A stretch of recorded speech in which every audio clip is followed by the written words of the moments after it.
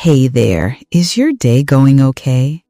Sometimes you might not even want to answer that question, but I'll keep asking until you truly feel okay. Welcome to Mind Window, where we embark on a journey of self-discovery, often starting with those profound why questions guided by the wisdom of first principle thinking. This approach offers you diverse perspectives on life's many challenges. And to truly cultivate a vibrant spirit, stay with us through this entire video. Trust me, there are many unexpected insights waiting for you. Kids adore summer, those days of tossing aside school books to chase adventures in open fields. A little older, we fall for autumn, its romance, its gentle ripples in our hearts. Spring, too, has its charms, a season for joyful reunions, for watching dazzling fireworks, for staying up late sharing warm stories by a crackling fire. But never once have I added winter to my list of favorites. I've always wondered if anyone truly loves winter. Can anyone truly bear this bone-chilling cold that cuts through you? Winter, for me, is synonymous with sadness. It's a season of endless rain and wind, of bleak, melancholic frost. When winter arrives, the days grow shorter, the nights stretch longer. The world settles into a dry, quiet, almost indescribable solemnity. Streets become hushed, the sky loses its vibrant blue, and the sun seems to dim into oblivion. Every street corner turns inward after a northern gust, looking desolate and forlorn. We feel the distinct breath of ourselves and of each other. We hear the shiver deep within our souls, a loneliness weaving through our dreams. A heavy fog hangs low. To describe it with such poetic flair, however, might just be an excuse for my own laziness. As winter descends, my entire world seems to shrink, perfectly contained within my bed.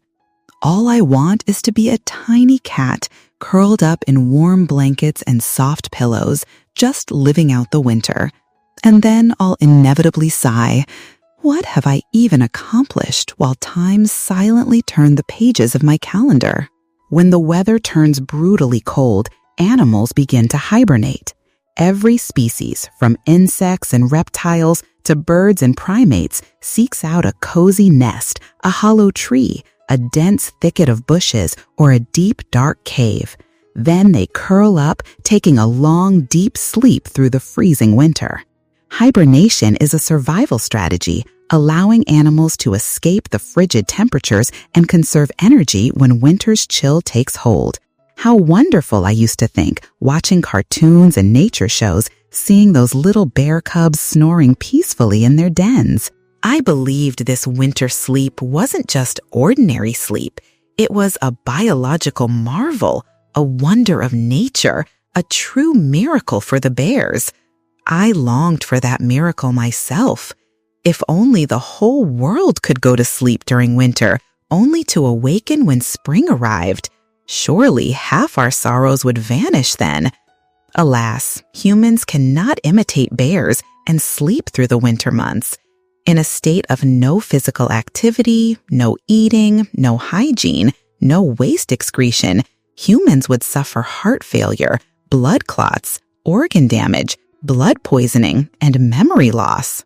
Even knowing the harm hibernation could inflict on the human body, it still feels like a wish for many, because for them, winter is just too harsh. These days of isolation extend beyond the last 3 months of the year. They haven't known warmth in a long time. Where would they draw their energy reserves? Now they can neither sleep nor truly stay awake. Winter also brings a sense of aging. The fierce winds sweeping in from the northeast carry fine leaden rain, bending tree branches and blades of grass, creating a sharp, cutting chill. I see the indelible marks of time more clearly etched on the faces and hair of my grandparents and parents. My heart aches for Mom's persistent cough every time the cold sets in. I feel Dad's weary sigh about last night's biting wind. I feel the pain of Grandma's aching joints and perpetually sore back. Some nights I wake up with a jolt, glancing over to see the light still on in Grandma's room. Her eyes are closed tightly, but her hand is clenched into a fist, gently tapping her lower back. The subtle scent of a soothing balm drifts to my nose, making my eyes sting. I can't tell if it's from that familiar smell or some other sadness that winter now brings.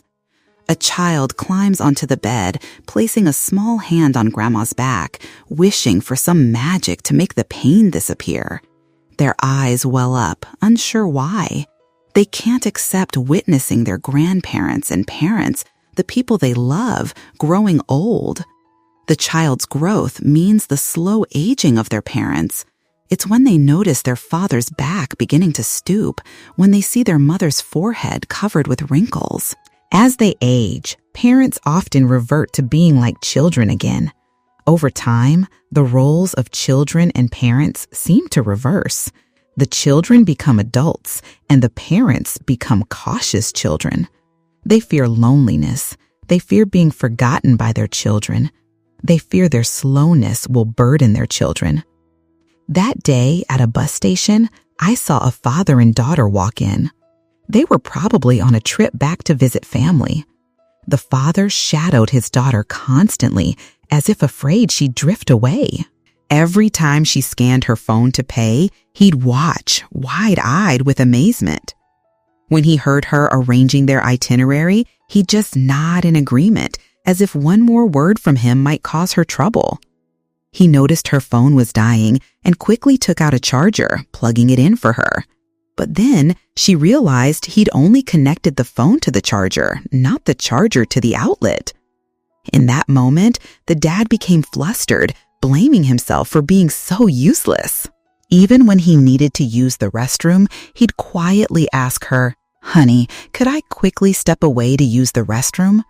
From once being a tall, stern, middle-aged man, he had become a slow, shuffling old man. Time, it truly is merciless. The more we love someone, the harder it is to accept seeing them grow old and frail because it no longer matches the image we hold of them. Isn't accepting our parents' aging simply another way of learning to love them? As parents age, their greatest fear isn't being forgotten by society, but rather becoming lonely, feeling unwanted by their children and grandchildren. Sometimes they truly are clumsy and don't know how to express their love, but they never stop loving their children. They stand by, watching from afar, wishing they could do something to help their kids, hoping to receive a little more love from the children they once carried and brought into the world. Children spend a lifetime waiting for their parents to apologize, but when parents actually do apologize, we often find ourselves just shedding tears. That's when this saying truly resonated with me. Sometimes, as children, we should forgive the mistakes of adults. Winter often brings with it the harsh reality of poverty. For those of us in warmer regions, heavy snowfall isn't a common sight, though some higher altitudes might experience ice and sleet. As kids, we used to wish, wouldn't it be wonderful if our home had snow like in those European movies? But would it truly be wonderful? The reality is that severe ice and snow cause immense damage to crops and livestock in many rural areas. When winter descends, the brutal weather becomes a heavy burden for farmers. They worry endlessly about their cattle, poultry, and the very livelihood of their families. In particularly cold years, cattle and other livestock would simply succumb to the elements and perish. My heart went out to my mom, my dad, to the hard-working farmers in our community. People who have plenty see winter as romantic, with snow falling beautifully like in a film. But in the eyes of those who have little, there is nothing but the relentless grip of poverty. As winter settled in, the poverty became glaringly evident on my dad's frayed pant cuffs, on my mom's faded shirt. I'd then see my mom's silhouette by the porch, meticulously mending worn clothes with every stitch of love. She would laboriously hang thick quilts out in the yard to dry. My mom would keep our kitchen hearth warm with a passionate fire, its glow reflecting her love and sacrifice. Looking around, our home had little else but that profound love. Poor people living together can only make poor promises to each other. When I sell the herd of cattle for a good price, I'll buy you a new outfit. When I save up a bit more, I'll set some aside to buy you a bicycle for school, okay? When I'm grown, I'll earn money to help you both so you won't have to work so hard. Those few when I cans sounded as hazy as the mist outside our door, a vast, formless, untouchable white space. In the labyrinth of life out there, our feet keep moving forward, yet sometimes our hearts often wander through the vast, nostalgic spaces of our souls of those bleak winter days. Even if winter chills and saddens those less fortunate who are deep in the struggle for survival, perhaps the biting cold of winter makes our steps in life more meaningful. It helps us truly grasp the meaning of happiness amidst life's uncertainties and hardships. That child eventually got a new outfit, and their mom bought them a bicycle for school. Now, that child is also fulfilling their poor promise. For those who keep their promises, whether those promises were rich or humble, they are all truly worth honoring. Winter arrives, bringing with it a flood of emotions and a deep sense of longing. Do you ever feel that way? When the weather turns cold, our sense of smell seems to sharpen. A faint scent from a past season carried on the wind, the aroma of roasted corn and sweet potatoes, the comforting smell of freshly brewed coffee. And suddenly, my heart is filled with memories. A wave of sadness washes over me, ignited in these days where I once clung solely to love. Winter is a season of intertwined fingers, of tight, warm embraces. A gentle touch of hands amidst the fog-laden streets is enough to stir a different heart, making it flutter with excitement. The warmth of a hand, it's a silent language, yet so incredibly powerful. Do you believe that when our fingers gently meet, they are exchanging unspoken kisses? Warmth, a whisper carried by innocent kisses, a kiss on the hand full of tenderness and deep affection. It turns out we once loved so much.